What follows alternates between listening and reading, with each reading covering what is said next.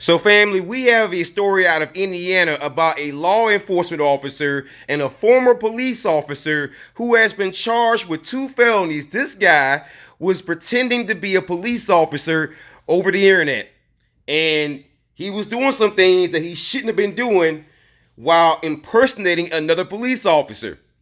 He tried to blame his wife. He blamed the new cell phone purchases. He blamed everybody but himself.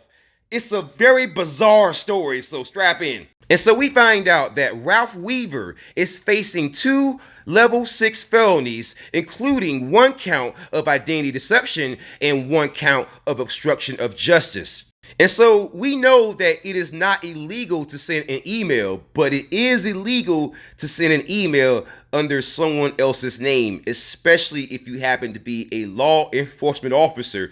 So this deputy decided to send an email to the local authorities in that area about the New Albany Police Department. And he claimed there was criminal activity, and that criminal activity was being committed by New Albany police officers, and his supervisors weren't doing anything about it. Now, there might be some truth to that.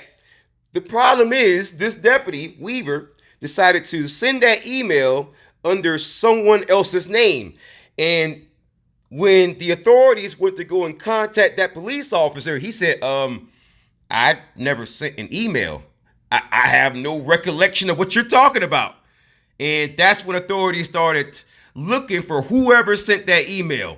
And so there was a search warrant that was obtained to find out whose IP address that email belonged to. And whoever the email came from was searching out things such as when will police track an IP address and how to hide your IP address. And so it was discovered that Weaver had contacted ISP originally, and the ISP guy thought that it was very, very weird because Weaver hadn't talked to them in a long time. You know, it's like somebody calling you and you were like, okay, what do you want? It was something like that.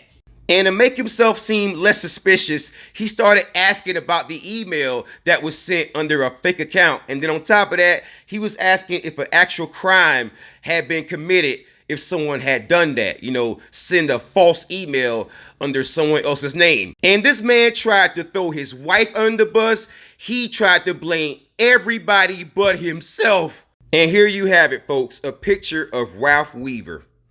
Wow.